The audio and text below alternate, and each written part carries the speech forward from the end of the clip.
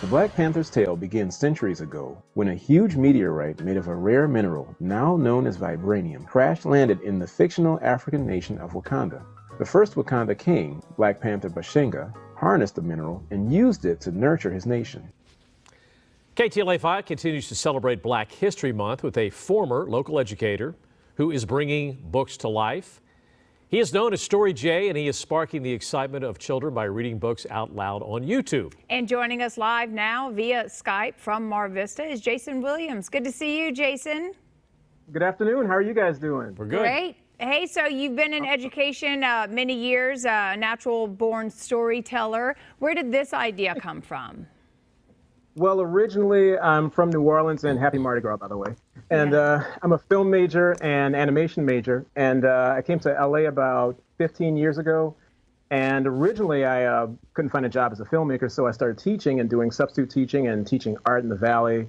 And that turned into taking that to a summer camp where they asked me to originally just read books to the kids and maybe teach them how to draw.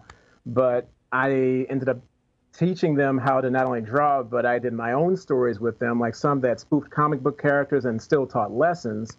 And we're still had characters that were very diverse and from all cultures. And I took all of those, animated them when the pandemic started, and took that whole program and put it on YouTube.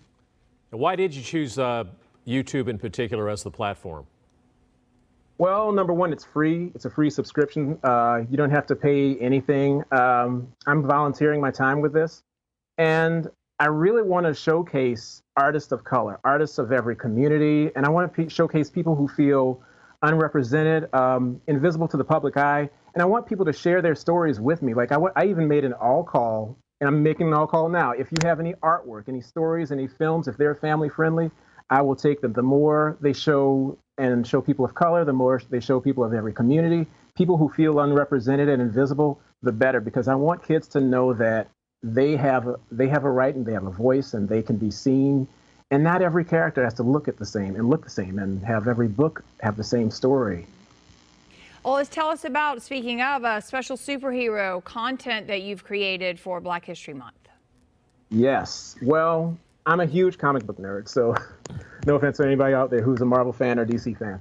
But I love comic books, and I animate them. So a lot of kids don't know. They know about Superman, they know about Spider-Man, but until recently, a lot of kids didn't even know who Black Panther was. So I took this opportunity for this month to showcase all the superheroes of color and not only the superheroes, but the artists who are responsible for those superheroes, like Dwayne McDuffie, and going all the way back to Orin C. Evans.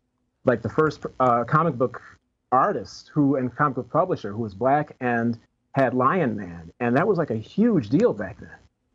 So I want kids to know that they can see other artists of color too, and other superheroes, that not every superhero has to look the same. Yep. So, but besides the shout out you just did just a moment ago, I mean, how did you team up with these local animators and musical artists? How do you go about doing that? Facebook, social media, that helps a lot. Just basic connections through all the schools that I've worked at, all the parents, all the communities I've worked with. It's basically, I want to extend Mr. Rogers' invitation of being a helper. And so I know what it feels like to be unrepresented. So I know what it feels like to come to the gate, be invited, and not get in because of the gatekeeper at the studio or whoever. So I wanted everybody of every culture, of every community, Black, Latinx, Muslim, LGBTQ, Asian, Jewish, every child needs a safe space, especially now. They need a place where they can slow down and they can decompress and process things again. Like, it's because in the world of SpongeBob's where everything's explosive and fast, I think right about now kids need a place to slow down. Yes, I think kids and adults. Yeah. Yes. Right, Jason? I agree. Well, thank you so much for doing this. I love that you referenced Mr. Rogers too. It's so important. Yeah, and really great ideas too, and bringing that information to the masses. I appreciate that. Thank you guys so much for having me. It's a great opportunity. Yeah, Jason, good to see you again. And I can tell you right now, I've seen him in action. He's a great storyteller. Oh, He just has cool. the kids mesmerized when it's live. Thank you so much. I appreciate that.